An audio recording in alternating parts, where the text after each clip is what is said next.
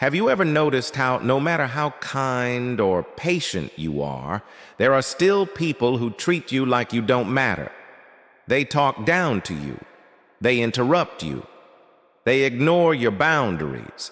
And you start wondering, why do I let this happen? Am I too kind?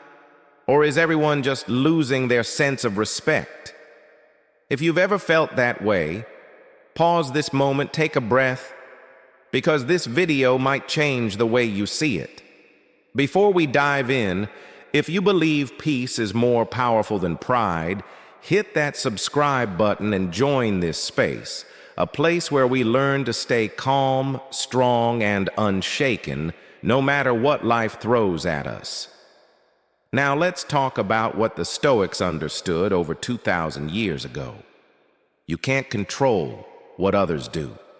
You can only control what you allow and how you respond. Marcus Aurelius once said, "You have power over your mind, not outside events." Realize this, and you will find strength, and that's what today is about. 5 timeless Stoic ways to handle disrespect without losing your peace, your dignity, or your sanity. When someone disrespects you, your instinct might scream, "Say something! Defend yourself!" That's natural. We all feel that fire rise up. But here's what I've learned. When you react in anger, you hand them the remote control to your emotions. They push a button and suddenly you dance. Epictetus said, "It's not what happens to you, but how you react that matters." A few years ago, I had a coworker who loved to provoke others, always sarcastic, always trying to get a reaction. The day I stopped biting back and simply said, "I'll get back to you on that," he lost all power over me. So next time it happens, try this. Take a deep breath. Pause before you speak. Because sometimes silence speaks louder than any comeback. You don't have to fight every battle.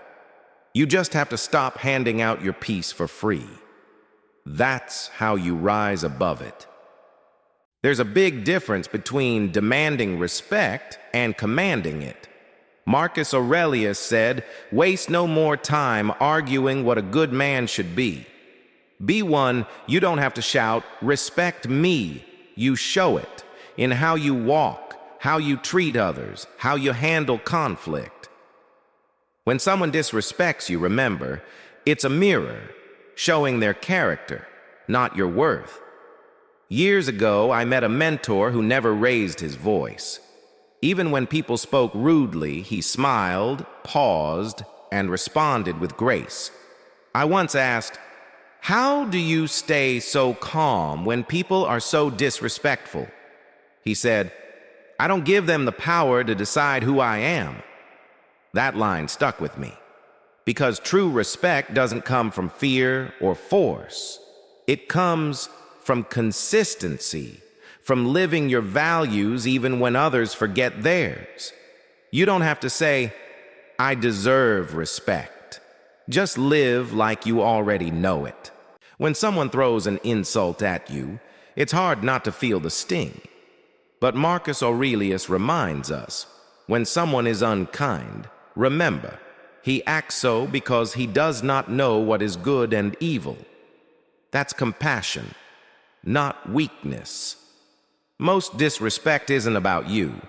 It's about their pain, their insecurity, their confusion. Hurt people hurt people. Seneca said, "An insult is only as sharp as you make it." So imagine this. Someone throws a stone of insult your way, but it lands in the calm waters of your peace and disappears without a ripple.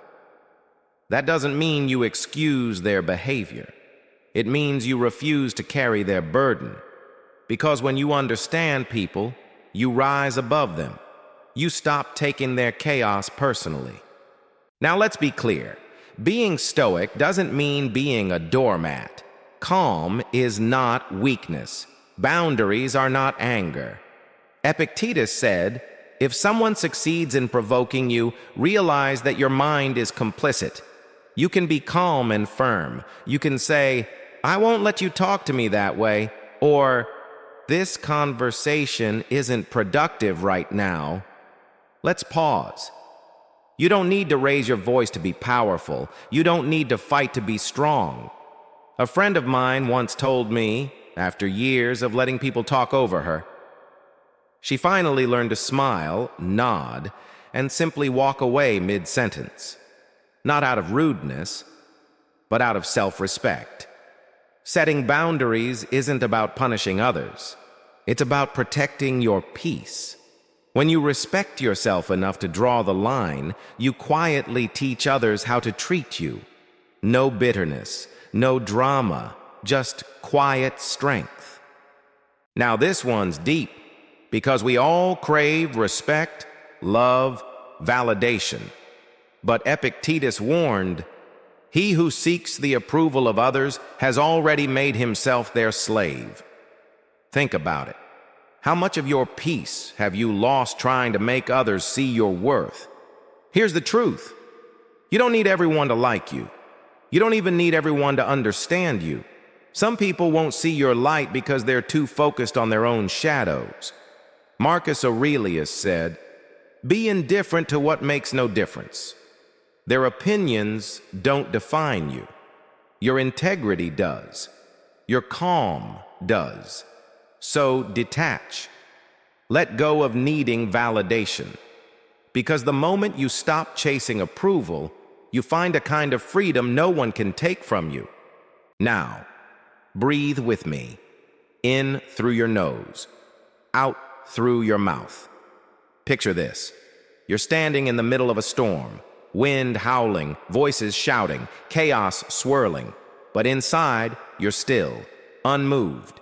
You whisper to yourself, "I can't control others, but I can control myself. Their words don't define me.